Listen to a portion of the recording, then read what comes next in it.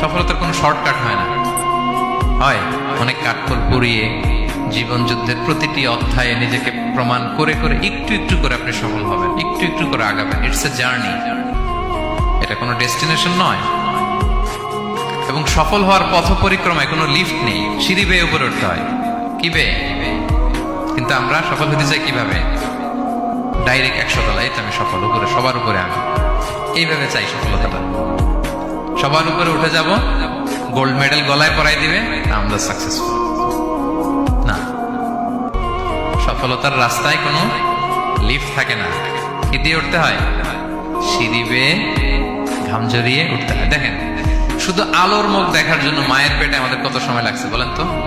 Just একটু light, হ্যাঁ, 9 মাস 10 মাস সময় লাগছে শুধু একটু আলো দেখবো আমরা।